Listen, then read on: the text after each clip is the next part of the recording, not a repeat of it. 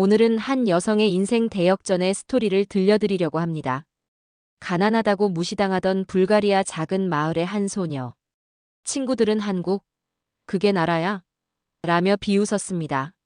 한 달도 못 버틸 거야 라는 조롱 속에 떠난 제 선택은 4년 뒤 모두를 경악하게 만든 대역전으로 돌아왔습니다. 한국 여권을 내밀자 제 앞에서 늘 당당하던 그 친구들이 얼어붙었죠. 한국 대기업 명함 하나가 가난 속에 비웃음 받던 제 과거를 완전히 뒤집어 놓은 순간이었습니다. 이 엄청난 스토리가 궁금하시다면 좋아요와 구독으로 함께 해주세요. 이제 이야기 시작합니다. 안녕하세요. 저는 밀라입니다. 불가리아 남부 작은 마을 스타로셀에서 태어났어요. 매일 아침 6시 30분 낡은 버스에 몸을 맡기고 왕복 2시간을 달려 학교에 다녔죠. 창밖으로 펼쳐지는 포도밭과 옥수수밭이 끝없이 이어졌습니다. 그 풍경은 아름다웠지만 동시에 제 세상의 전부이기도 했어요. 우리 학교 컴퓨터실에는 5대의 컴퓨터가 있었습니다. 하지만 그중 제대로 작동하는 건 겨우 2대뿐이었어요. 나머지는 화면이 깜빡거리거나 키보드가 떨어져 나간 채로 방치되어 있었죠. 30명이 넘는 우리 반 학생들은 한 대의 컴퓨터 앞에 서너 명씩 모여서서 화면을 바라봤습니다. 제 차례가 오면 고작 5분 정도였어요. 마우스를 클릭할 때마다 느린 반응 속도에 답답함이 밀려왔습니다. 더 큰 문제는 선생님들이 하나둘 떠나가고 있다는 것이었어요. 작년 봄, 우리 수학 선생님인 페트로프 씨가 소피아로 이직한다고 발표했습니다. 더 나은 조건에서 일할 기회를 얻었다는 그의 말이 아직도 귀에 맴돕니다. 그 이후로 한 학기 동안 수학 수업은 거의 이루어지지 않았어요. 임시교사가 몇 번 왔지만 대부분 일주일도 채 머물지 않았죠. 교실 뒤편에 앉아 빈 칠판을 바라보며 속으로 중얼거렸습니다. 책상은 있는데 가르칠 사람이 없네. 교과서만으로는 미적분을 이해할 수 없었어요. 인터넷도 느리고 불안정해서 온라인 강의는 꿈도 꿀 수 없었습니다. 집에서는 어머니가 재봉틀 소리를 내며 밤늦게까지 일하셨어요. 전기세를 아끼느라 저는 촛불 아래에서 공부해야 했죠. 친구들은 점점 포기하고 있었습니다. 마리아는 16살에 결혼을 결심했고 니콜라이는 독일로 일하러 떠났어요. 공부해서 뭐 하냐는 말이 마을 전체에 퍼져 있었습니다. 하지만 저는 달랐어요. 도서관에서 빌린 낡은 책들을 읽으며 상상했습니다. 더 넓은 세상, 더 많은 기회가 있는 곳을 말이에요. 어느 날 오후 도서관에서 혼자 영어 단어를 외우고 있었습니다. 창밖으로 석양이 지고 있었어요. 포도밭 너머로 보이는 산맥이 붉게 물들었죠. 아름다운 풍경이었지만 왠지 갇힌 느낌이 들었습니다. 마치 그 산들이 제 앞길을 가로막는 벽처럼 보였어요. 언젠가는 저 산 너머로 가고 싶어. 작은 목소리로 혼잣말을 했습니다. 그날 밤 촛불 아래에서 일기를 썼어요. 오늘도 수학 시간이 비었다. 선생님이 없으니 학생들도 하나둘 포기하고 있다. 하지만 나는 포기할 수 없어. 이곳에서 배울 수 없다면 배울 수 있는 곳으로 가야지. 펜을 쥔 손이 떨렸습니다. 무엇을 어떻게 해야 할지 막막했지만 마음속 깊은 곳에서 뜨거운 무언가가 꿈틀거렸어요. 바람이 창문을 흔들었습니다. 마을은 고요했지만 제 마음은 폭풍 같았어요. 며칠 후 학교에서 과학 캠프 공지가 나왔습니다. 소피아 대학에서 주최하는 3일짜리 프로그램이었어요. 참가비는 200네바였습니다. 제 가방 속 지갑을 만져봤어요. 안에는 겨우 30네바가 들어있었죠. 어머니가 한 달 동안 모아둔 돈이었습니다. 밀라, 너도 신청할 거야? 카티아가 비웃음을 머금고 물었어요. 제가 머뭇거리자 안젤라가 끼어들었습니다. 아, 맞다. 너희 집은 돈이 없지. 교실이 순간 조용해졌어요. 다른 아이들의 시선이 저에게 쏠렸습니다. 얼굴이 뜨거워졌지만 아무 말도 할 수 없었어요. 점심시간 화장실에서 울었습니다. 거울 속 제 모습이 초라해 보였어요. 낡은 스웨터, 색이 바랜 치마, 그리고 무엇보다 굴복한 표정이 싫었습니다. 돈이 없어서 배울 기회도 잃는다니. 주먹을 꽉 쥐었어요.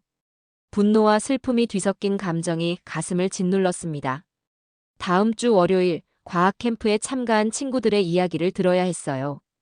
현미경으로 본 세포 구조, 화학 실험실의 신기한 기구들, 대학 교수님의 특별 강의까지. 제가 놓친 모든 것들이 생생하게 들렸습니다.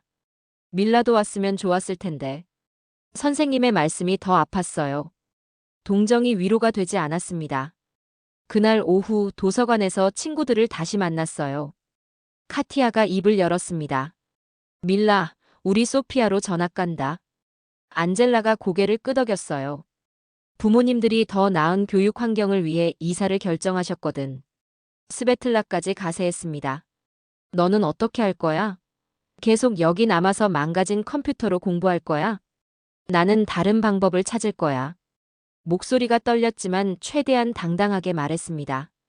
해외 장학금이나 교환학생 프로그램 같은 걸 알아볼 거고. 세 친구가 서로 눈을 마주치며 웃었어요. 해외 장학금. 카티아가 코웃음을 쳤습니다. 밀라, 현실을 봐. 내가 경쟁할 상대가 누군지 알아? 소피아나 플로브디브 명문고 출신들이야. 안젤라가 고개를 끄덕였어요. 영어 회화 학원도 다니고 올림피아드도 나가는 애들 말이지. 너는 인터넷도 제대로 안 되는 곳에서 혼자 공부했잖아. 스베틀라가 마지막 일격을 가했습니다. 무슨 스펙이 있다고 장학금을 받겠다는 거야? 저녁에 집으로 돌아가는 길, 스베틀라가 SNS에 올린 글을 봤어요. 시골 친구가 해외 장학금 받겠다고 하네. 키읔키읔. 현실 파악 못하는 애들 보면 안쓰럽다. 댓글들이 줄줄이 달렸습니다. 농촌에서 무슨 장학금이야. 꿈은 크네. 현실을 봐라. 각각의 글자가 가슴에 모처럼 박혔어요. 그날 밤 집에 돌아와서 어머니께 말씀드렸어요. 엄마, 과학 캠프에 못 가게 됐어요. 재봉틀 앞에 앉아 계시던 어머니가 손을 멈추셨습니다. 돈 때문이지? 조용히 고개를 끄덕였어요. 어머니의 한숨 소리가 들렸습니다. 미안하다, 밀라야. 핸드폰을 켜고 일기 앱을 열었습니다. 모두가 내 실패를 기다리고 있다. 출신 때문에, 환경 때문에 포기하라고 한다. 하지만 나는 증명하고 싶어. 손가락이 화면 위에서 떨렸어요. 실패를 기다리는 사람들에게 내가 답을 보여주겠어. 창밖으로 마을의 불빛들이 하나둘 꺼져갔습니다. 하지만 제 마음속 어딘가에서는 작은 불꽃이 타오르고 있었어요. 일주일 후 도서관에서 혼자 앉아 있을 때였어요. 우연히 새로 들어온 책 속에서 발견한 한국에 관한 책을 읽고 있었습니다. 교육열이 높고 기술이 발달한 나라라고 적혀 있었죠. 나도 저런 곳에서 공부하고 싶어. 속삭이듯 말했습니다. 그때 뒤에서 목소리가 들렸어요. 그 책 재미있니? 이반 교수님이었습니다. 우리 마을 출신으로 소피아 대학에서 교육학을 가르치시는 분이에요. 은퇴를 앞두고 가끔 고향에 오셨죠. 한국에 관심이 많나 보구나. 교수님이 제 옆자리에 앉으셨어요. 네, 교육 시스템이 궁금해서요. 책을 덮으며 대답했습니다. 교수님이 고개를 끄덕이시더니 문득 물으셨어요. 밀라, 내가 지난달에 쓴 에세이 말이야. 농촌 교육 불평등에 대한 글. 깜짝 놀랐어요. 어떻게 아세요? 도서관 사서가 보여주더라. 학교 101장 출품작 중에서 가장 인상 깊었다고 하면서 교수님의 눈빛이 진지해졌습니다. 특히 마지막 문장이 기억에 남아. 교육의 기회는 태어난 곳이 아니라 노력하는 마음이 결정한다였나? 얼굴이 빨갛게 달아올랐어요. 아, 저는 그냥 제 생각을 적은 건데. 교수님이 손을 저었습니다. 부끄러워할 일이 아니야. 오히려 자랑스러워해야 해. 내 나이에 그런 통찰을 갖기 쉽지 않거든. 교수님이 잠시 생각하시더니 입을 열었어요. 사실 한국 정부에서 동유럽 학생들에게 장학금을 주는 프로그램이 있어. 올해부터 시작된 건데 아직 많이 알려지지 않았지. 심장이 뛰기 시작했습니다. 정말요? 한국도 과거에는 가난한 나라였거든. 1960년대만 해도 아프리카보다 못 살았다고 해. 교수님이 설명을 이어갔어요. 하지만 교육에 투자해서 지금의 발전을 이룬 거야. 그래서 한국 정부가 비슷한 상황에 있는 동유럽 국가 학생들을 돕고 싶어 하는 거지. 출신이나 경제력은 상관없이 오직 실력과 의지만 본다더라. 제 눈이 커졌습니다. 출신은 묻지 않는다고요? 교수님이 고개를 끄덕이셨어요. 성적과 에세이, 그리고 면접이 전부야. 한국 정부 장학 프로그램이라고 해. 특히 한국은 농촌 출신 인재들이 나라를 바꾼 경험이 있어. 그래서 농촌 학생들의 가능성을 더 믿고 교육에 투자하고 싶어 해. 교수님이 제 어깨에 손을 올리셨어요. 내 에세이를 보니까 떠올랐어. 농촌에서 겪는 교육 불평등에 대한 내 경험과 생각이 분명 도움이 될 거야. 한국도 과거에 비슷한 상황을 겪었거든. 농촌과 도시의 교육 격차 말이야. 교수님의 목소리에 확신이 담겨 있었어요. 그런 경험을 진솔하게 풀어낸 내 시각이 한국 사람들에게 울림을 줄 거야. 한번 도전해보는 게 어떨까? 집으로 돌아가는 길, 마음이 복잡했어요. 희망과 두려움이 동시에 밀려왔습니다. 어머니께 말씀드려야 했지만 또 다른 실망을 안겨드릴까봐 걱정됐어요. 문을 열고 들어서자 어머니가 재봉틀 앞에 앉아 계셨습니다. 엄마, 말씀드릴 게 있어요. 목소리가 떨렸어요. 어머니가 손을 멈추고 저를 바라보셨습니다. 한국 정부 장학금 프로그램이 있대요. 돈이 없어도 지원할 수 있다고 해요. 어머니의 눈이 놀라움으로 커졌어요. 정말이니? 이반 교수님이 알려주셨어요. 한국도 옛날에는 가난했는데 교육으로 발전했대요.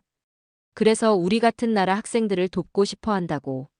어머니가 한참 생각하시더니 입을 열었습니다. 밀라야, 엄마는 찬성해. 하지만 쉽지 않을 거야. 그래도 해보고 싶어요. 손을 꽉 쥐었습니다. 여기서는 기회가 없어요. 이게 제가 바꿀 수 있는 유일한 방법 같아요. 어머니의 눈가가 촉촉해졌어요. 알겠다. 엄마가 뭘 도와줄 수 있을지 모르겠지만 해보자구나. 그날 밤 일기를 썼습니다. 드디어 문이 하나 열렸다. 한국도 농촌에서 시작해서 발전한 나라라니 왠지 용기가 난다. 출신은 묻지 않는다. 이게 내 인생의 문이야. 2달 후 장학금 지원서 준비가 한창이었어요. 이반 교수님이 도움을 주셨습니다. 에세이가 가장 중요해. 농촌 교육 현실을 생생하게 적었어요. 컴퓨터 2대만 작동하는 교실, 수학 선생님이 떠나고 빈 수업, 과학 캠프를 포기했던 경험까지. 저는 교육 불평등을 몸으로 겪었습니다. 하지만 이 경험이 더 큰 세상에 대한 갈증을 키워주었습니다. 밤새워 쓴 에세이였어요.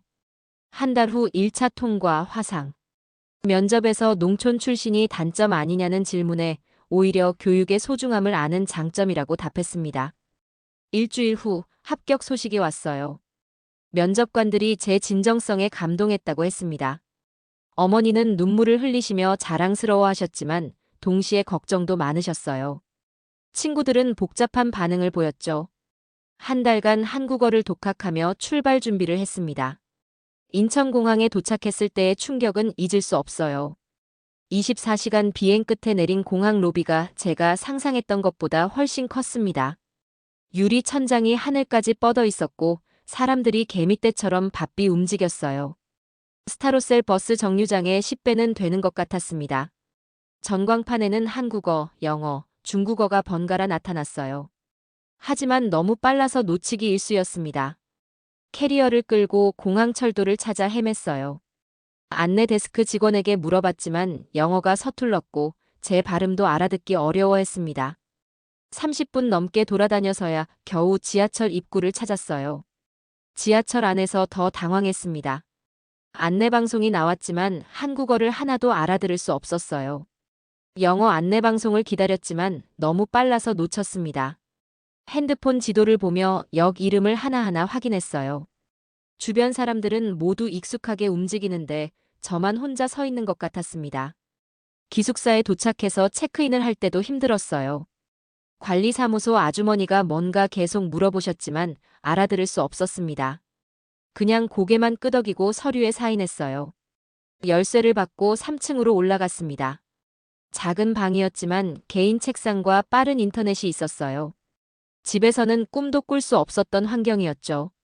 창밖을 내다보니 서울 시내가 한눈에 들어왔습니다.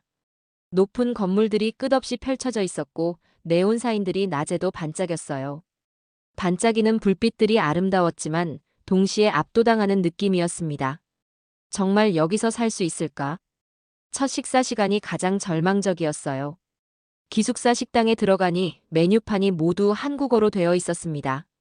다른 학생들은 자연스럽게 주문하고 있었는데 저는 어떻게 해야 할지 몰랐어요. 식당 아주머니가 뭔가 물어보셨지만 대답할 수 없었습니다. 그냥 다른 사람이 먹는 걸 가리켰어요. 밥과 김치찌개를 받아서 자리에 앉았습니다. 첫 숟가락을 떠서 입에 넣는 순간 입이 불타는 것 같았어요. 김치가 너무 매워서 물을 계속 마셔야 했습니다. 눈물이 날 정도였지만 참았어요. 주변에서 학생들이 웃으며 대화하는 소리가 들렸지만 저에게는 그냥 소음일 뿐이었습니다. 그날 밤 기숙사 방에서 혼자 앉아 있었어요. 스타로셀에 있는 어머니에게 전화하고 싶었지만 시차 때문에 새벽이었습니다. 창밖으로 서울의 야경이 보였지만 그 불빛들이 저를 더 외롭게 만들었어요. 여기선 내 목소리가 잡음일 뿐인가. 작은 소리로 중얼거렸습니다. 첫 수업 날은 더욱 참담했어요. 한국어 수업이었는데 선생님이 간단한 자기소개를 하라고 하셨습니다. 다른 학생들은 유창하게 말했어요. 중국에서 온 학생은 한국 드라마를 보며 공부했다고 했고, 베트남 학생은 한국어 학원을 다녔다고 했습니다. 제 차례가 왔을 때 다리가 떨렸어요. 안녕하세요. 저는 그 다음 말이 나오지 않았습니다. 머릿속이 하얘졌어요. 준비했던 문장들이 모두 사라져버렸습니다. 교실이 조용해졌고 모든 시선이 저에게 쏠렸어요. 3분 정도 그렇게 서 있었던 것 같습니다. 선생님이 걱정스러운 표정으로 다가오셨어요. 괜찮습니까? 그 순간 눈물이 날 것 같았습니다. 죄송합니다. 겨우 그 말만 하고 자리에 앉았어요. 다른 학생들이 수군거리는 소리가 들렸습니다. 무슨 말인지는 몰랐지만 좋은 내용은 아닐 거라는 걸 알 수 있었어요. 다음 날부터 조금씩 변화가 시작됐어요. 점심시간에 식당에서 혼자 앉아 있는데 한 여학생이 다가왔습니다. 안녕하세요. 저는 수진이에요. 어제 한국어 수업에서 봤는데 한국 학생이었어요. 교환학생들을 도와주는 버디 프로그램 담당자였습니다. 많이 힘드시죠? 수진이의 목소리에 따뜻함이 있었어요. 고개를 끄덕였습니다. 저도 미국 교환학생 갔을 때 그랬거든요.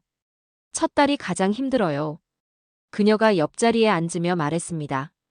스터디 그룹 하나 소개해드릴까요? 다른 외국인 학생들이랑 같이 공부하는 거예요. 처음엔 망설여졌어요. 또 실망스러운 모습을 보이고 싶지 않았거든요. 하지만 수진이의 진심 어린 표정을 보니 거절할 수 없었습니다. 감사합니다.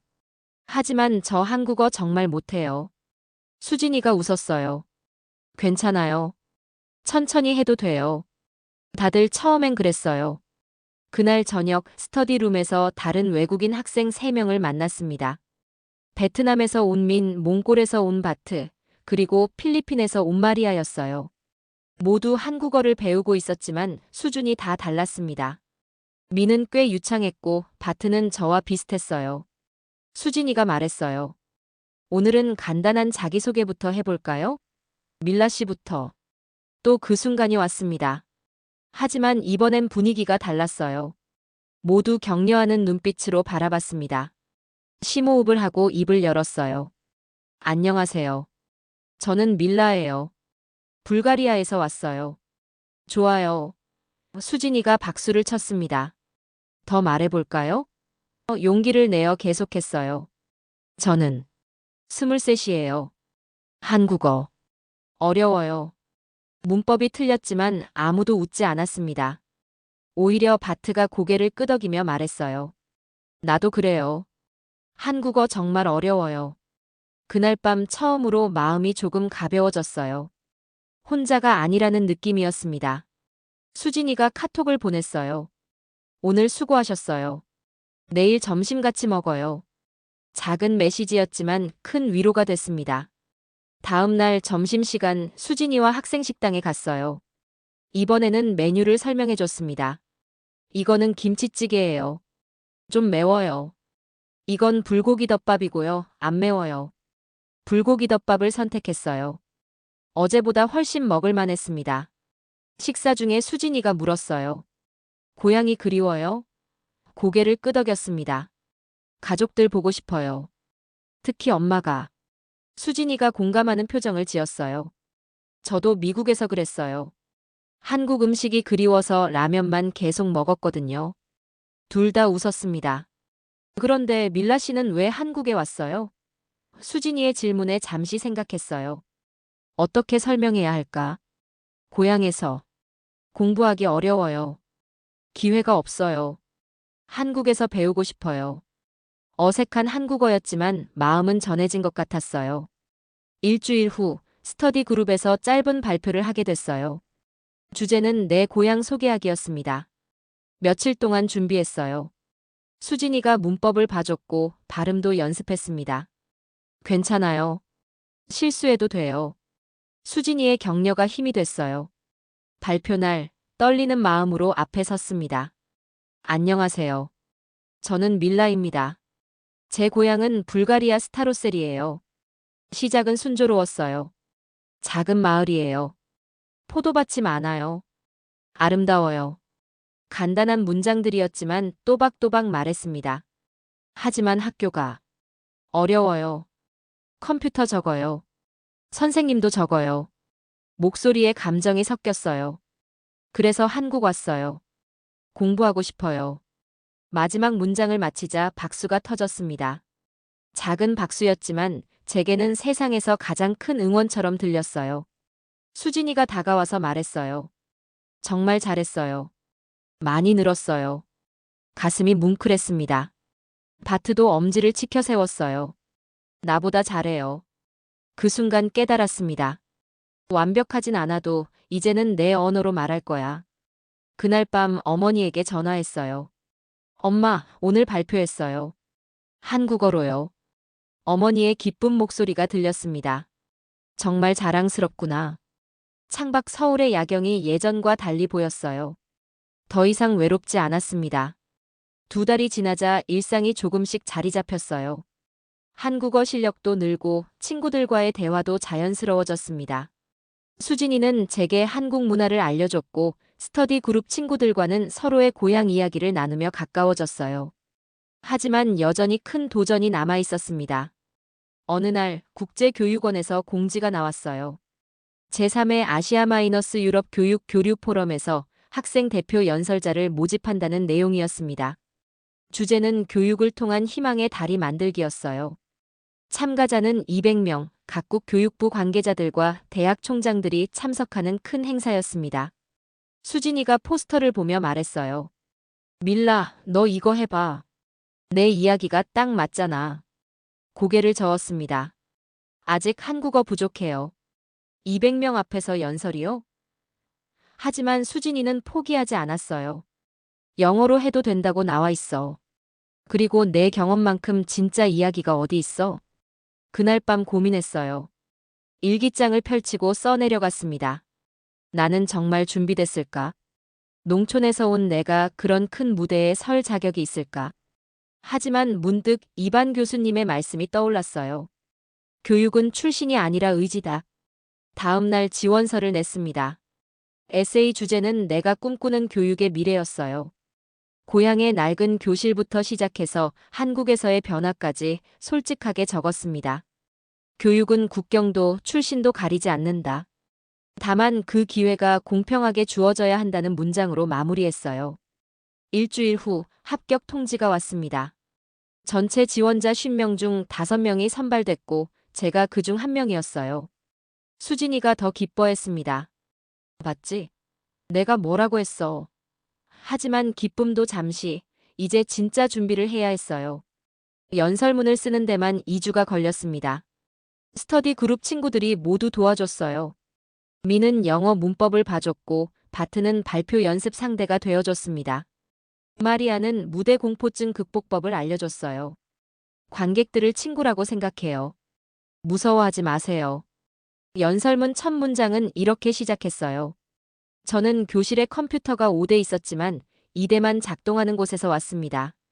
구체적인 숫자로 시작해서 청중의 관심을 끌고 싶었거든요. 이어서 수학 선생님이 떠나고 한 학기 동안 빈 교실에서 혼자 공부했던 이야기, 과학 캠프 참가비가 없어서 포기했던 경험을 생생하게 담았어요. 중간 부분에서는 한국에서의 변화를 다뤘습니다. 이곳에서 저는 배웠습니다. 기회는 만들어지는 것이라는 걸요. 처음 한국어 수업에서 3분간 침묵했던 이야기도 솔직하게 털어놨어요. 실패는 끝이 아니라 시작이었습니다. 마지막 부분이 가장 중요했어요. 저는 고향으로 돌아가서 제가 받은 기회를 나누고 싶습니다. 낡은 교실이 저를 가두지 못했듯이 다른 아이들도 그 벽을 넘을 수 있도록 도와주고 싶어요. 연설문을 다 쓰고 나니 뿌듯했습니다. 발표 전날 밤 거울 앞에서 마지막 연습을 했어요. 낡은 교실이 내 세상을 가두진 못했습니다. 이 문장을 말할 때마다 가슴이 벅찼습니다. 스타로셀의 작은 교실에서 시작된 꿈이 서울 한복판 큰 무대까지 와 있다는 게 믿어지지 않았어요. 발표 당일 아침 정장을 차려입고 행사장으로 향했습니다. 코엑스 컨벤션 센터였어요. 건물 규모에 압도됐지만 긴장은 되지 않았습니다. 오히려 설렘이 더 컸어요. 수진이와 스터디 그룹 친구들이 모두 응원하러 왔습니다. 백스테이지에서 대기하며 다른 연사들을 봤어요. 중국에서 온 학생은 베이징대 출신이었고 독일 학생은 이미 논문을 여러 편 발표한 실력자였습니다. 순간 위축됐지만 곧 마음을 다잡았어요. 나는 나만의 이야기가 있어. 사회자가 저를 소개했습니다. 불가리아에서 오신 밀라 학생입니다. 무대로 걸어나가는 순간 200명의 시선이 저에게 집중됐어요. 조명이 눈부셨지만 마이크를 잡는 손은 떨리지 않았습니다. 깊게 숨을 들이쉬고 첫 문장을 시작했어요. 저는 교실에 컴퓨터가 5대 있었지만 2대만 작동하는 곳에서 왔습니다. 목소리가 또렷하게 울려 퍼졌습니다. 객석이 조용해지며 제 말에 집중하는 게 느껴졌어요. 그곳은 불가리아의 작은 농촌 마을 스타로셀입니다.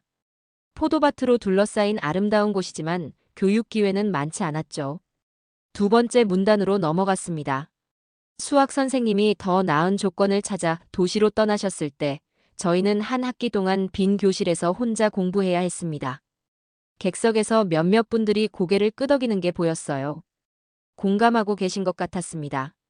과학 캠프 참가비 200네바가 없어서 포기해야 했을 때 저는 깨달았습니다.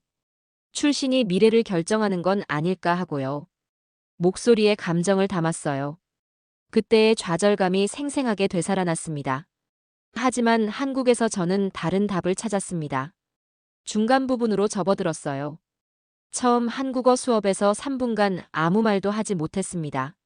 모든 학생들이 저를 바라봤지만 입이 얼어붙었죠. 솔직한 고백이었습니다. 그때 선생님이 물으셨어요. 괜찮습니까? 그 순간 저는 알았습니다. 여기서는 실패해도 괜찮다는 걸요.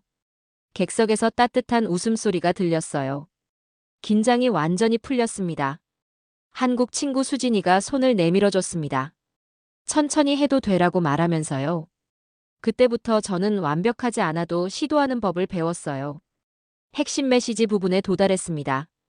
교육은 출신을 묻지 않습니다. 다만 기회가 공평하게 주어져야 하죠. 목소리에 힘을 실었어요. 낡은 컴퓨터 이대로도 꿈을 키울 수 있고 한국어 한마디 못해도 이 무대에 설 수 있습니다. 중요한 건 포기하지 않는 마음이에요. 마지막 문단을 향해 달려갔습니다. 저는 곧 고향으로 돌아갈 예정입니다. 하지만 빈손으로 가지 않을 거예요. 가슴이 뜨거워졌어요. 제가 여기서 받은 기회와 배움을 다른 아이들과 나누고 싶습니다. 스타로셀의 교실에도 새로운 컴퓨터가 들어오고 더 많은 선생님들이 오셨으면 해요. 절정 부분에 이르렀습니다. 낡은 교실이 내 세상을 가두진 못했습니다.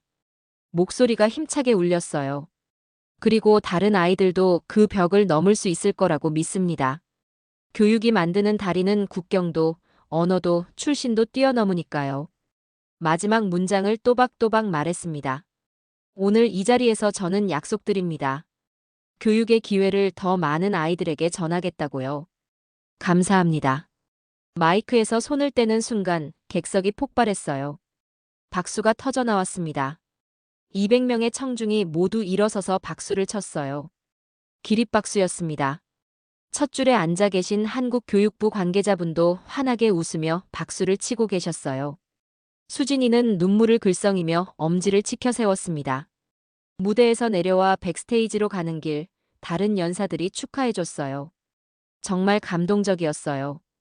독일에서 온 학생이 악수를 청했습니다. 당신 이야기가 가장 진짜 같았어요. 중국 학생도 고개를 끄덕였어요. 행사 후 리셉션에서 여러분들이 저에게 다가왔습니다. 한 대학 총장님이 명함을 건네며 말씀하셨어요. 불가리아의 교육 교류 프로그램을 만들고 싶은데 도움을 받을 수 있을까요? 또 다른 분은 장학재단 관계자였어요. 농촌 교육 지원 사업에 관심 있으시면 연락 주세요. 그날 저녁 스터디 그룹 친구들과 함께 축하 파티를 했어요. 작은 치킨집이었지만 세상에서 가장 특별한 자리 같았습니다. 바트가 건배를 제의했어요. 밀라의 성공을 위해 모두 잔을 부딪혔습니다. 다음 날 아침 한국 주요 일간지에 기사가 났어요. 농촌 출신 불가리아 학생 200명 앞에서 교육격차 해법 제시 제목이었습니다. 기사는 제 연설을 자세히 소개하며 진정성 있는 메시지로 큰 감동을 줬다고 평가했어요. 더 놀라운 건 불가리아 현지 언론에서도 보도됐다는 거였어요. 이반 교수님이 링크를 보내주셨습니다. 밀라, 내가 자랑스럽다. 온 나라가 너를 주목하고 있어. 어머니도 전화를 주셨어요. 마을 사람들이 모두 신문 기사를 봤단다. 정말 대단하구나. 그날 밤 일기를 썼어요. 오늘 나는 증명했다. 출신이 꿈을 가두지 못한다는 걸. 낡은 교실에서 시작된 작은 씨앗이 이렇게 큰 나무가 될 줄 누가 알았을까. 펜을 내려놓고 창밖을 바라봤습니다. 서울의 야경이 예전보다 더 따뜻하게 느껴졌어요. 3년이 더 흘렀습니다. 그 연설을 계기로 제 한국 생활은 완전히 달라졌어요. 여러 대학에서 강연 요청이 들어왔고 교육 관련 프로젝트에도 참여하게 됐습니다. 한국어 실력도 놀랄 만큼 늘었어요. 이제는 농담도 할 수 있고 한국 친구들과 자연스럽게 어울렸습니다. 졸업 논문 주제는 당연히 농촌 교육 격차 해소 방안이었어요. 한국의 성공 사례를 분석해서 불가리아에 적용할 수 있는 모델을 제시했습니다. 지도 교수님이 말씀하셨어요. 밀라, 이 논문은 단순한 학술 연구가 아니야. 실제 정책으로 이어질 수 있는 가치 있는 작업이지. 마지막 학기가 되자 선택의 시간이 왔어요. 한국 대기업에서 채용 제안이 들어왔고 대학원 진학 기회도 있었습니다. 한국에 남으면 안정적인 미래가 보장됐어요. 하지만 제 마음은 이미 결정되어 있었습니다. 수진이와 마지막 저녁을 함께 했어요. 정말 돌아갈 거야? 아쉬운 표정으로 물었습니다. 여기서 더 큰 일을 할 수 있을 텐데. 고개를 끄덕였어요. 한국에서 배운 걸 고향에 심고 싶어. 그게 내가 여기 온 이유잖아. 그래도 연락은 계속하자. 불가리아 마이너스 한국 교육 교류 프로그램 만들 때 내가 도와줄게. 수진이의 말에 가슴이 뭉클했어요. 4년 동안 가장 든든한 친구였습니다. 고마워. 너 없었으면 여기까지 오지 못했을 거야. 출국 전날 스터디 그룹 친구들이 송별회를 열어줬어요. 미는 베트남으로, 바트는 몽골로, 마리아는 필리핀으로 각자 고향에 돌아갈 예정이었습니다. 우리 다 각자 나라의 변화를 만들어보자. 바트의 제안에 모두 손을 마주쳤어요. 인천공항에서 마지막 인사를 나눴습니다. 4년 전 처음 도착했을 때와는 완전히 다른 마음이었어요. 그때는 두려움과 설렘이 교차했다면 지금은 사명감과 자신감으로 가득했습니다. 다시 올게. 이번엔 다른 학생들과 함께. 비행기 창밖으로 한국이 점점 작아져 갔어요. 하지만 이별이 아니라 새로운 시작이라는 걸 알았습니다. 가방 안에는 졸업장과 함께 불가리아 마이너스 한국 교육 교류 프로그램 제안서가 들어 있었어요. 한국 교육부와 불가리아 정부를 연결하는 다리 역할을 하기로 약속받았거든요. 24시간 후 소피아 공항에 도착했습니다. 어머니가 마중 나와 계셨어요. 4년간 늙으신 모습이 보였지만 눈빛만은 더욱 밝아 보였습니다. 내 딸이 돌아왔구나. 포옹하는 순간 눈물이 났어요. 그리운 어머니 품이었습니다. 집으로 가는 길, 창밖 풍경이 예전과 달라 보였어요. 여전히 포도밭과 옥수수밭이 펼쳐져 있었지만 이제는 제약이 아니라 가능성으로 느껴졌습니다. 엄마, 나 이제 뭔가 큰일 할 수 있을 것 같아. 어머니가 제 손을 꽉 잡으셨어요. 마을에 도착하자 놀라운 광경이 펼쳐졌습니다. 동네 사람들이 모두 나와서 환영해주고 있었어요. 밀라가 돌아왔다. 아이들이 달려와서 언니, 한국 어땠어? 라고 물었습니다.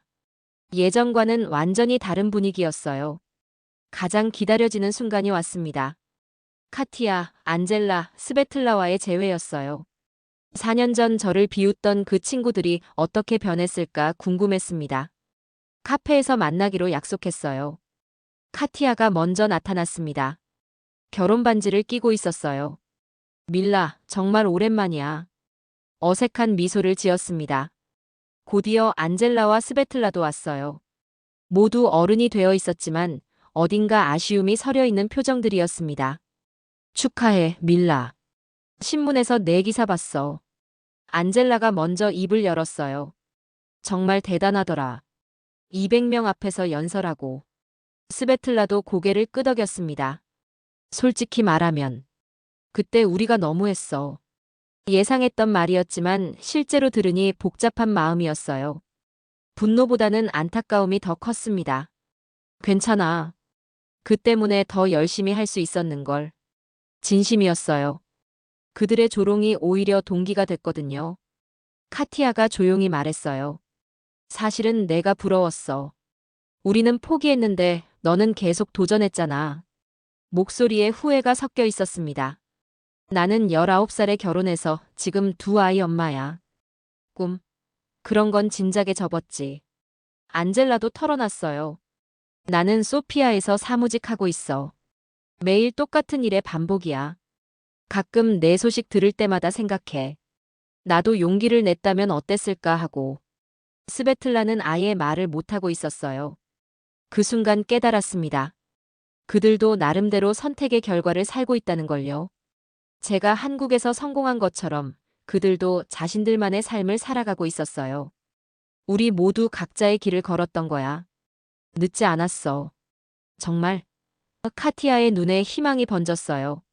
아이들 때문에 공부를 못하는 건 아니야. 방법만 있다면. 제가 웃으며 대답했어요. 내가 한국에서 배운 온라인 교육 시스템이 있어. 집에서도 대학 수업을 들을 수 있어. 그날부터 모든 것이 바뀌기 시작했습니다. 난 도망친 게 아니라 더 넓은 길을 선택했을 뿐이야. 친구들에게 말했어요. 그리고 이제 그 길을 너희와도 나누고 싶어. 6개월 후, 제 삶은 완전히 새로운 궤도에 올라 있었어요. 한국 교육부에서 정식으로 불가리아 마이너스 한국 교육 교류 홍보대사로 위촉받았습니다. 월급도 나오고 사무실도 소피아 시내에 마련됐어요. 무엇보다 제가 꿈꿔왔던 일을 하고 있다는 게 행복했습니다. 첫 번째 성과가 나왔어요. 제가 제안한 농촌 학생 장학 프로그램에 10명이 선발된 거였습니다. 그 중에는 스타로셀 출신 학생 2명도 포함되어 있었어요. 발표 당일 학교를 방문했을 때 선발된 학생들의 눈빛이 4년 전 제 모습과 똑같았습니다. 정말 저희가 한국에 갈 수 있는 건가요? 17살 소녀 엘레나가 떨리는 목소리로 물었어요. 물론이야. 너희는 이미 준비됐어. 제 대답에 아이들이 환호성을 질렀습니다. 그 순간 가슴이 벅찼어요. 제가 받았던 기회를 이제 다른 아이들에게 전해주고 있었거든요. 카티아도 변화하고 있었어요. 제가 소개해준 온라인 대학 과정에 등록해서 심리학을 공부하기 시작했습니다. 밀라 덕분에 꿈을 다시 꾸게 됐어. 육아와 공부를 병행하느라 힘들어했지만 눈빛만은 살아있었어요. 안젤라도 야간 대학원에 진학해서 경영학을 배우고 있었습니다. 어느 날 스타로셀 초등학교에서 특별 강연 요청이 들어왔어요. 제가 다녔던 바로 그 학교였습니다. 교장 선생님이 직접 전화를 주셨어요. 밀라, 아이들에게 희망을 심어줄 수 있을까? 요즘 또 선생님들이 도시로 떠나고 있어서. 강연 날 제가 앉았던 그 교실로 들어갔어요. 여전히 낡았지만 컴퓨터가 10대로 늘어나 있었습니다. 모두 제대로 작동하고 있었어요. 우와, 언니가 신문에 나온 그 사람이에요. 한 아이가 손을 번쩍 들었습니다. 맞아. 그런데 나도 예전에는 너희처럼 이 교실에 앉아 있었어. 아이들이 신기한 표정을 지었어요. 정말요? 여기서 공부했다고요? 고개를 끄덕이며 칠판을 가리켰습니다. 저 칠판 앞에서 수학 문제를 못 풀어서 울기도 했고, 강연을 시작했어요. 여러분, 꿈이 뭐예요? 손이 우르르 올라갔습니다. 의사요. 선생님이요. 축구 선수요. 다양한 대답이 나왔어요. 좋아요. 그런데 여기서는 그 꿈을 이룰 수 없다고 생각하나요? 한 아이가 조심스럽게 손을 들었어요. 언니, 우리 마을은 작아서 기회가 별로 없어요. 가슴이 아팠지만 미소를 지었습니다. 맞아. 기회는 적어. 하지만 없는 건 아니야. 중요한 건 포기하지 않는 거야. 제 이야기를 들려줬어요. 컴퓨터 이대로 공부했던 것, 과학 캠프를 포기했던 것, 친구들의 조롱을 견뎌낸 것. 그때마다 포기하고 싶었어. 하지만 한 가지 믿음이 있었어. 노력하면 언젠가는 기회가 온다는 거야. 그래서 한국에 갔나요? 또 다른 아이가 물었어요. 응. 그런데 처음엔 정말 힘들었어. 한국어도 못하고 친구도 없고. 솔직하게 털어놨습니다. 첫 수업에서 3분 동안 아무 말도 못했거든. 아이들이 깔깔 웃었어요. 그런데 어떻게 연설을 했어요? 눈을 반짝이며 물었습니다. 도와주는 친구가 생겼거든. 그리고 깨달았어. 완벽하지 않아도 시도하는 게 중요하다는 걸. 마지막 메시지를 전했어요. 여러분도 할 수 있어요. 여기가 작은 마을이라고 꿈도 작아야 하는 건 아니야. 목소리에 힘을 실었습니다. 4시간은 이 교실을 넘어 세상으로 이어졌어요. 여러분의 시간도 그럴 수 있어. 강연이 끝나자 아이들이 몰려왔어요. 언니, 저도 한국어 배우고 싶어요. 저는 컴퓨터 프로그래밍 배우고 싶어요. 열정적인 질문들이 쏟아졌습니다. 그 순간 확신했어요. 변화는 이미 시작됐다고. 그날 밤 일기를 썼어요. 오늘 나는 씨앗을 심었다. 4년 전 내가 받은 희망의 씨앗을 이제 다른 아이들에게 나누어 줬다. 창밖으로 스타로셀의 밤하늘이 보였습니다. 별들이 예전보다 더 밝게 빛나는 것 같았어요. 다음 주에는 한국에서 교육부 관계자들이 방문할 예정이었어요. 교육교류센터 설립을 위한 현지 조사였습니다. 수진이도 통역관으로 함께 온다고 했어요. 2년 만에 재회였습니다. 핸드폰을 열어 수진이에게 메시지를 보냈어요. 곧 만나. 너에게 보여주고 싶은 게 너무 많아. 답장이 금세 왔습니다. 나도. 내가 어떤 변화를 만들었는지 직접 보고 싶어. 침대에 누워 천장을 바라봤어요. 4년 전 이 방에서 한국행을 꿈꿨던 소녀가 이제는 두 나라를 잇는 다리가 되어 있었습니다. 꿈이 현실이 된 기분이었어요. 하지만 이건 끝이 아니라 새로운 시작이라는 걸 알았습니다. 밤하늘의 별을 바라보며 속삭였어요. 고마워. 그때 포기하지 않은 나에게. 그리고 다시 한번 다짐했습니다. 더 많은 아이들이 별을 볼 수 있도록, 더 높이 날 수 있도록 돕겠다고. 한 해가 더 흘렀습니다. 불가리아 마이너스 한국 교육교류센터가 정식으로 문을 열었어요. 소피아 시내 한복판에 위치한 3층 건물이었습니다. 1층은 상담실과 접수처, 2층은 한국어 교실, 3층은 제 사무실과 회의실이었어요. 개관식 날 한국 대사님과 불가리아 교육부 장관님이 직접 참석해 주셨습니다. 밀라 씨 덕분에 두 나라가 더 가까워졌습니다. 한국 대사님의 축하 인사에 가슴이 뭉클했어요. 불가리아 교육부 장관님도 말씀하셨습니다. 한 명의 학생이 만든 변화가 이렇게 클 줄 몰랐네요. 그날 200여 명이 참석한 개관식에서 저는 다시 한번 연단에 섰습니다. 5년 전 저는 낡은 교실에서 꿈을 키웠습니다. 익숙한 문장으로 시작했어요. 오늘 이 자리는 그 꿈이 현실이 된 순간입니다. 객석에서 어머니가 눈물을 글썽이며 박수를 치고 계셨어요.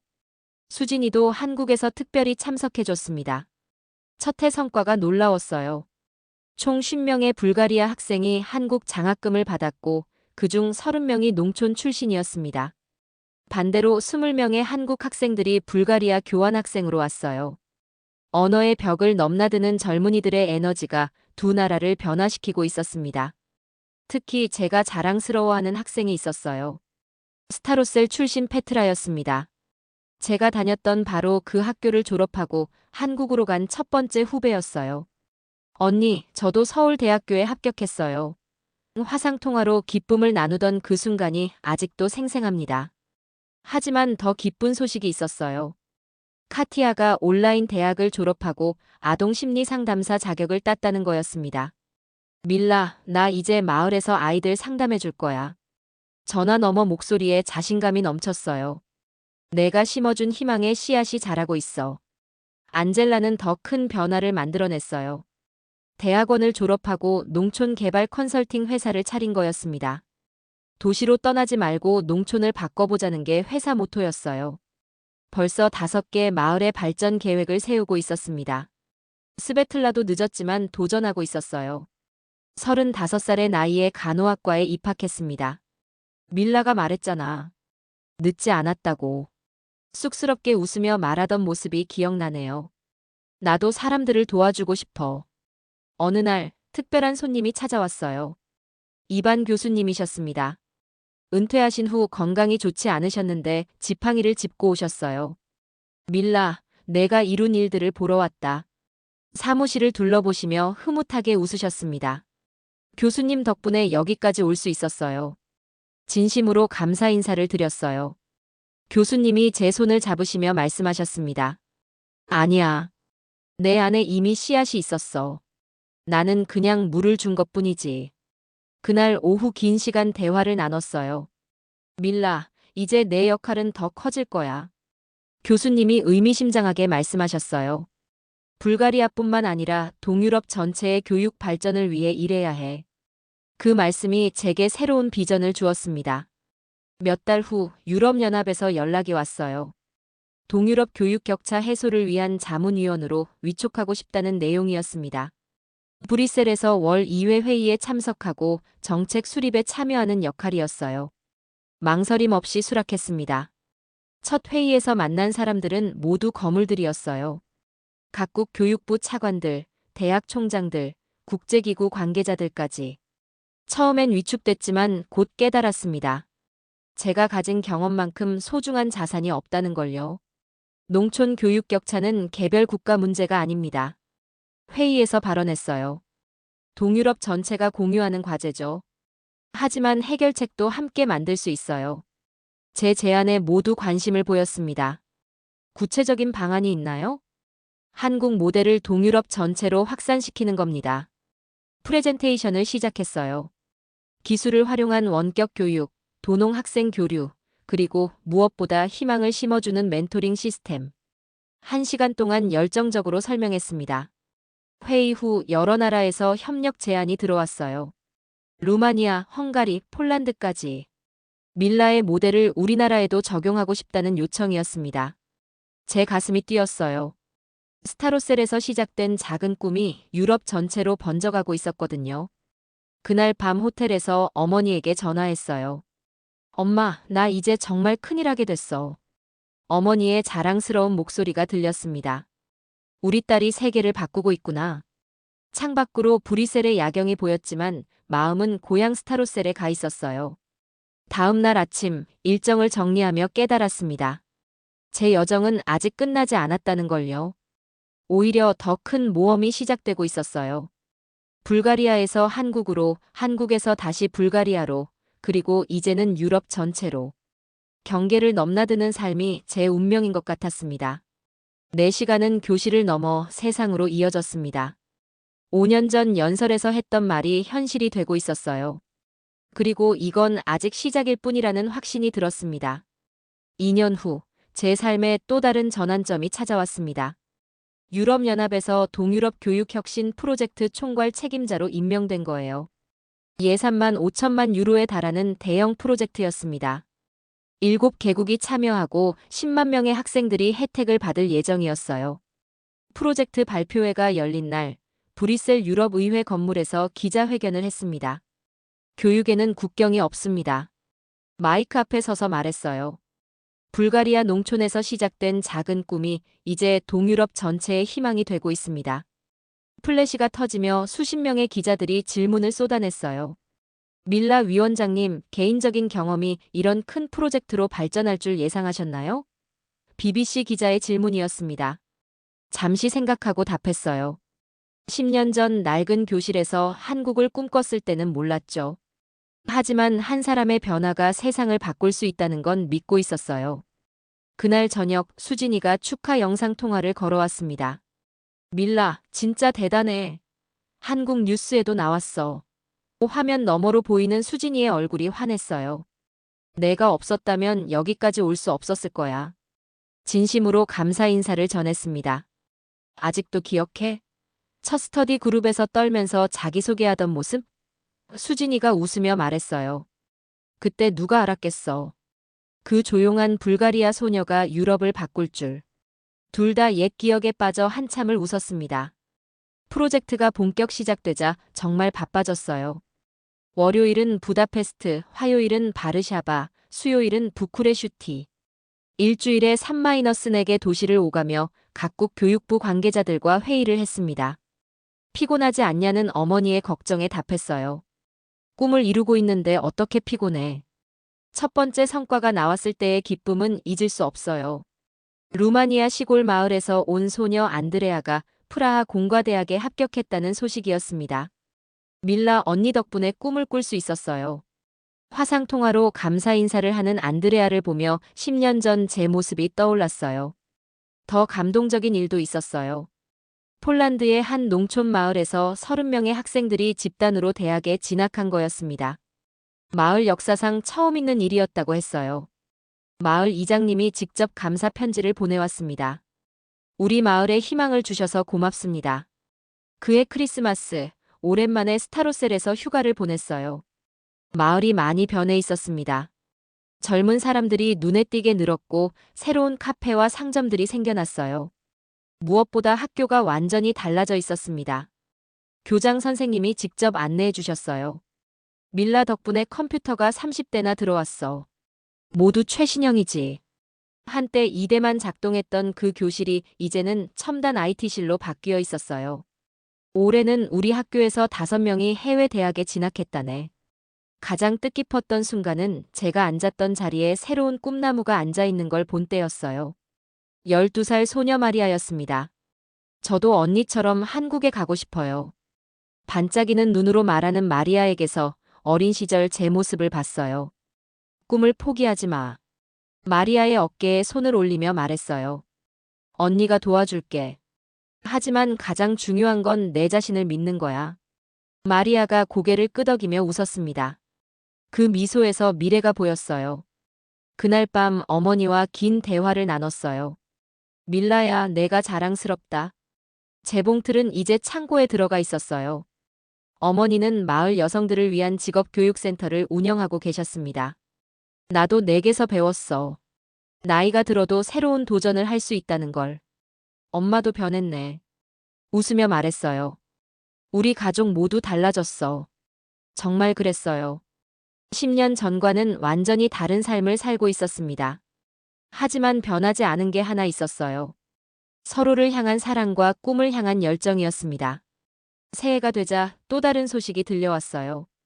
유엔에서 지속 가능 발전 목표 달성을 위한 교육 특별 고문으로 위촉하고 싶다는 제안이었습니다. 이제 동유럽을 넘어 전 세계를 무대로 일하게 될 것 같았어요. 받을 거야? 수진이가 물었어요. 당연하지. 스타로셀에서 시작된 이 여행이 어디까지 갈지 궁금해. 대답하며 웃었습니다. 창밖으로 보이는 포도밭이 예전과 다르게 보였어요. 이제는 시작점이 아니라 뿌리였습니다. 그날 일기 마지막 줄에 썼어요. 내 시간은 교실을 넘어 세상으로, 세상을 넘어 미래로 이어지고 있다. 펜을 내려놓고 밤하늘을 올려다봤습니다. 별들이 전보다 더 밝게, 더 많이 보였어요. 마치 더 많은 꿈들이 반짝이고 있는 것처럼. 10년 후 제가 서 있는 무대는 뉴욕 유엔 본부 총회장이었습니다. 세계 교육혁신 포럼의 기조연설자로 초청받았어요. 193개국 대표들이 참석한 가운데 저는 다시 한번 마이크 앞에 섰습니다. 하지만 이번엔 떨리지 않았어요. 지난 15년간의 여정이 저에게 확신을 주었거든요. 안녕하세요. 저는 밀라입니다. 익숙한 인사로 시작했어요. 15년 전 저는 컴퓨터 5대 중 2대만 작동하는 교실에서 꿈을 키웠습니다. 총회장이 조용해졌고 모든 시선이 저에게 집중됐어요. 오늘 이 자리에서 말씀드리고 싶은 건 그 꿈이 어떻게 현실이 되었는가입니다. 지난 10년간의 성과를 발표했어요. 동유럽 교육혁신 프로젝트를 통해 25만 명의 학생들이 혜택을 받았고 그중 3만 명이 해외 대학에 진학했습니다. 더 중요한 건 농촌 지역 대학 진학률이 300% 증가했다는 거였어요. 숫자도 중요하지만 더 중요한 건 희망입니다. 불가리아 스타로셀에서 시작된 변화가 이제는 아프리카, 아시아, 남미까지 퍼져나가고 있습니다. 프레젠테이션 화면에 세계 지도가 나타났어요. 초록색으로 표시된 지역들이 저희 프로그램이 진행되고 있는 곳들이었습니다. 총 87개국에서 밀라 모델을 도입했고 500만 명의 학생들이 새로운 기회를 얻었습니다. 가장 자랑스러운 성과를 공개했어요. 2년 전 설립된 글로벌 교육기회재단을 통해 매년 1만 명의 농촌 학생들이 장학금을 받고 있습니다. 박수가 터져 나왔습니다. 이 재단의 졸업생들이 이제는 교사, 의사, 엔지니어가 되어 각자의 고향을 변화시키고 있어요. 연설 중간에 특별 게스트를 소개했어요. 오늘 저와 함께 온 분들을 소개하겠습니다. 무대 뒤에서 여러 사람들이 나왔어요. 수진이, 페트라, 안드레아, 그리고 마리아였습니다. 10년 전 스타로셀에서 만났던 그 12살 소녀가 이제는 22살 대학원생이 되어 있었어요. 이분들은 모두 농촌에서 시작해서 세계로 나아간 사람들입니다. 한 명씩 소개했어요. 수지는 한국에서 국제교육 전문가로 일하고 있고 페트라는 불가리아 최초의 한국학 박사가 되었습니다. 안드레아는 루마니아의 IT 교육센터를 설립했어요. 마리아를 마지막으로 소개했어요. 그리고 마리아는 제가 15년 전에 앉았던 바로 그 교실에서 꿈을 키웠습니다. 지금은 MIT에서 인공지능을 연구하며 농촌 교육을 위한 AI 솔루션을 개발하고 있어요. 마리아가 환하게 웃으며 손을 흔들자 총회장이 뜨거운 박수로 화답했습니다. 연설의 절정 부분에 도달했어요. 15년 전 저에게 기회를 준 한국에 다시 한번 감사드립니다. 한국 대표단석을 바라보며 고개를 숙였어요. 하지만 더 중요한 건 그 기회를 붙잡은 저 자신과 저를 믿어준 모든 분들입니다. 오늘 저는 새로운 비전을 제시하고 싶습니다. 목소리에 힘을 실었어요. 2030년까지 전 세계 농촌 지역 교육 격차를 50% 줄이자는 거예요.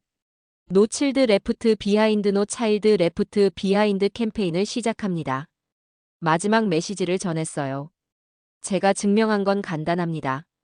출신이 미래를 결정하지 않는다는 거예요. 총회장이 숨죽이며 들었습니다. 중요한 건 기회이고 그 기회는 우리가 함께 만들 수 있습니다. 낡은 교실 한 구석에서도 세상을 바꿀 꿈을 키울 수 있어요. 제 이야기는 특별하지 않습니다. 전 세계 농촌에는 저보다 더 뛰어난 아이들이 수백만 명 있어요. 그들에게 필요한 건 단 하나, 기회입니다. 마지막 문장을 천천히 말했어요. 우리 함께 그 기회를 만들어가요. 감사합니다. 5분 넘게 이어진 기립박수를 받으며 무대를 내려왔습니다. 어머니가 객석에서 눈물을 흘리며 박수치고 계셨어요. 73세가 되셨지만 여전히 당당하고 아름다우셨습니다. 연설 후 어머니를 꼭 안았어요. 엄마, 여기까지 왔네. 어머니가 제 등을 토닥이며 말씀하셨어요. 자랑스럽다, 내 딸.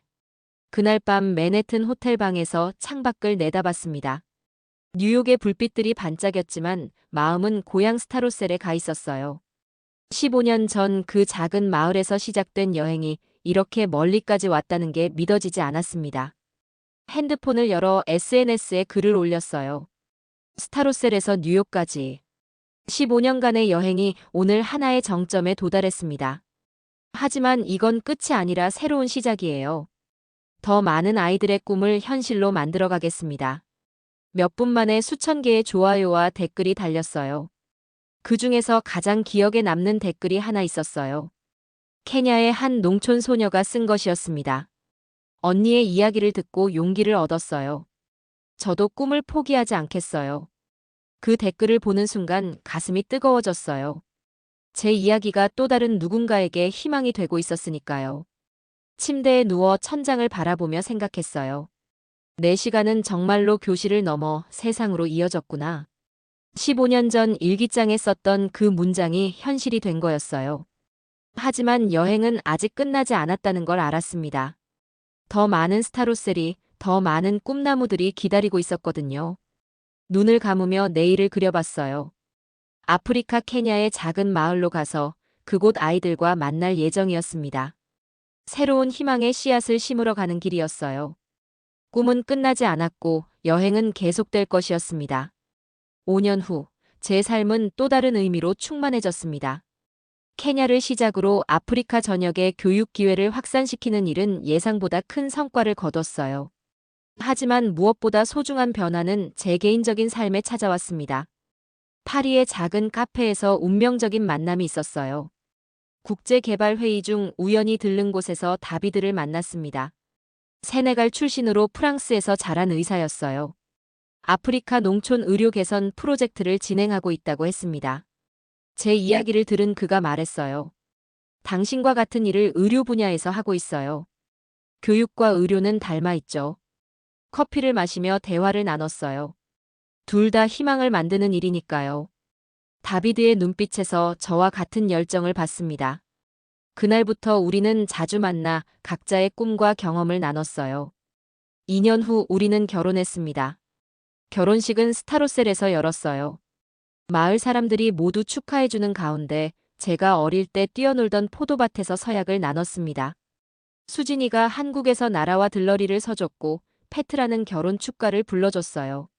밀라, 정말 행복해 보여. 어머니가 웨딩드레스를 입은 저를 보며 눈물을 글썽이셨어요. 내가 세상을 바꾸는 것도 자랑스럽지만 사랑하는 사람을 만난 게 더 기뻐. 그날 어머니의 말씀이 제 마음 깊이 새겨졌습니다. 신혼 1년 후 더 큰 기쁨이 찾아왔어요.